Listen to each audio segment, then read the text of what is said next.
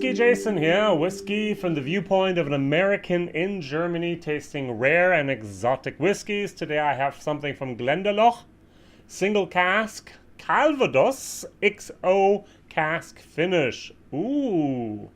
Alright, so whiskey base number 123322.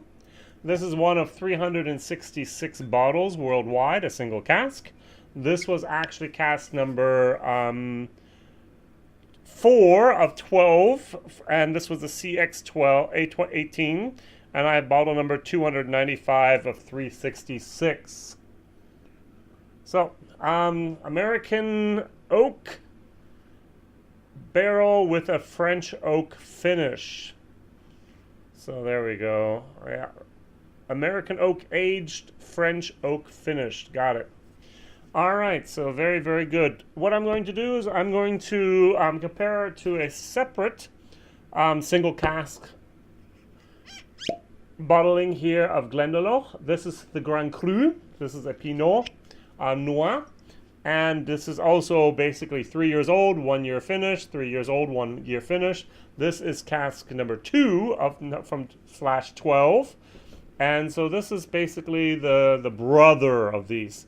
Now, what I think is very, very interesting, it says of 12. So there actually should be 10 more bottlings coming.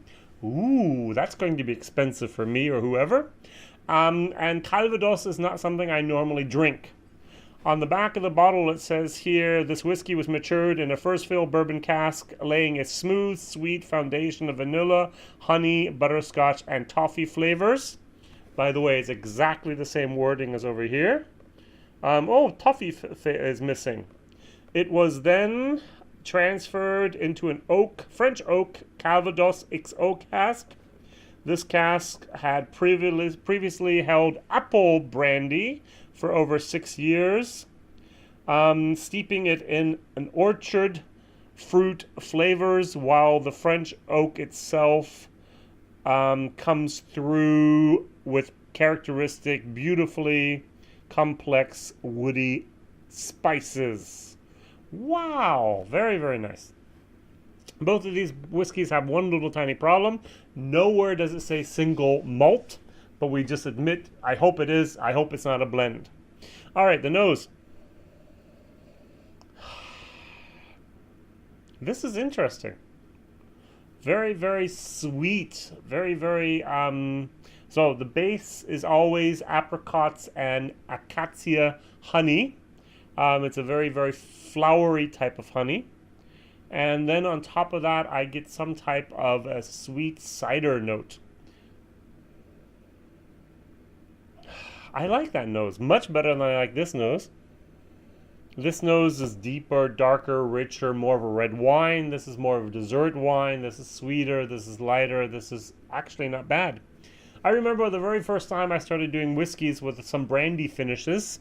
I was like, oh, I like this. Oh, I like this. I like this. And I was like, why? And it's like, I've never had brandy before. So I bought tiny little sample bottles of brandy. I was like, aha, that's the reason I like it. Brandy's nice. Or cognac. Cognac is the region. Brandy is the type of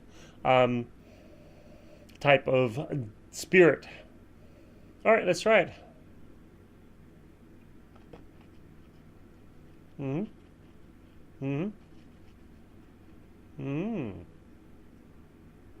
Oh no, what happened? It was so nice, and then towards the end it gets a it's a bad little bitter note. It turns sour. Like a not yet ripe apple sour. Oh, this was so nose, beautiful, mouthfeel, nice. Aftertaste, catastrophe. Wow. What happened? I'm disappointed, to say the least. Compare it back to its little brother or to its cousin, whatever, the Grand Cru.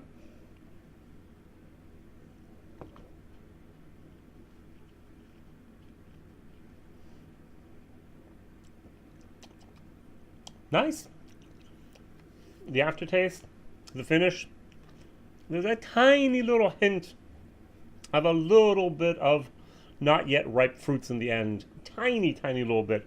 But that wine cask finish just covers, just complements, just really does a great job there. But this doesn't. Oh no. But I like this better until the end. That just goes to show you that if you don't swallow the whiskey, you might be surprised at the results. And that might be one of my biggest points of criticism with some of these people who write books, Whiskey Bible and so on. They often just have the mouthfeel, but they would not actually swallow and get the entire feeling here. Oh, beautiful nose. So I'm going to actually do this. I'm going to spit this time.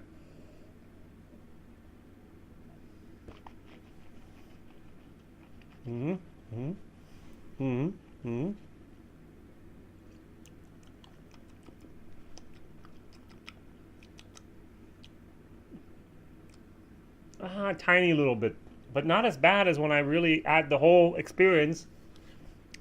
All towards the end, just a tiny little bit, but it's not as bad. It's not as apparent. It's not just not as much in the foreground as I thought it would be, or I assumed it'd be absolutely nothing. There's a just tiny little bit of that tartness, tartiness. No, not in my whiskey.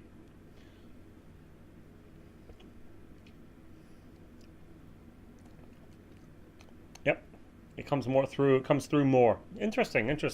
I've never done that experiment, let alone on national TV on YouTube.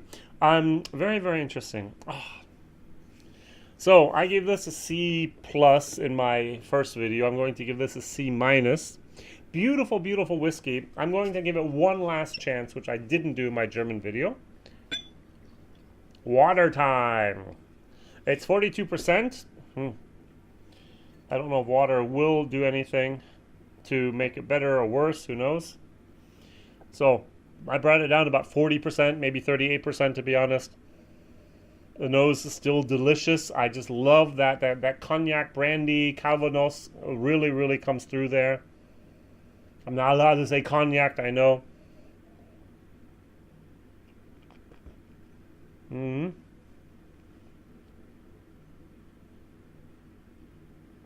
Everything's a little diluted, a little bit weaker, and it's still there. Wow.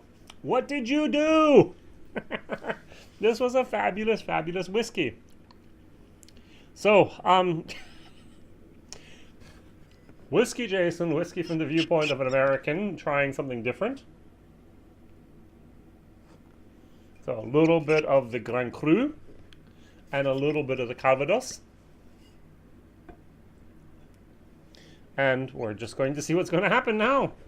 If the two cancel each other out, if the two complement each other, if the two hate each other, love each other, I have no idea. It's actually very nice. The red wine darkness together with the sweetness of the Calvados actually complement each other fairly well. Very, very nice, actually. That's good stuff.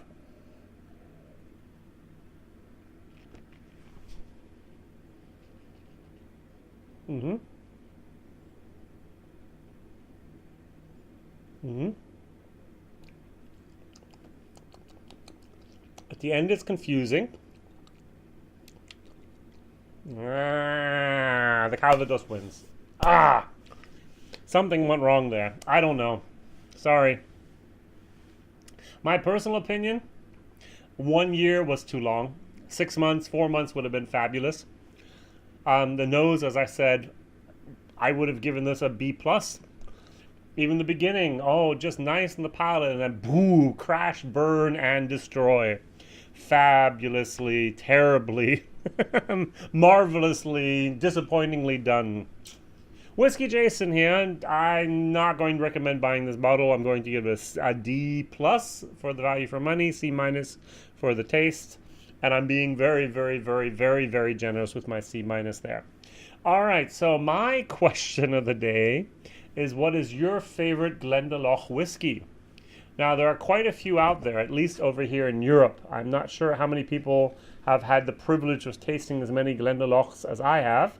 There's a rare old times 10-year-old Dublin in the rare old times. Never seen that before. There's a 7-year-old Black Pitts single malt, which was actually in a type of dark beer, which I will be tasting soon. The Glendalough 7 porter cask. The 13-year-old Mitsunara, that's my favorite. The Calvados XO, the double barrel, the Grand Cru, the triple barrel 4-year-old. All these different types of Glendaloughs are out there. What is your favorite distilling, favorite bottling so far of Glendalough? That would interest me. As I said, the 13-year-old Mitsunara was absolutely fabulous. Over here in Germany, people hated it and or loved it. And I just loved it. It was almost too good of a good thing. It was a very, very strong Mitsunara, but it was very, very nice. All right, thank you very much for watching. Please like, please subscribe, please tell others about this crazy American over here in Germany tasting rare and exotic whiskeys. And Mondays, Wednesdays, and Fridays, my videos come out. See you soon. Bye-bye.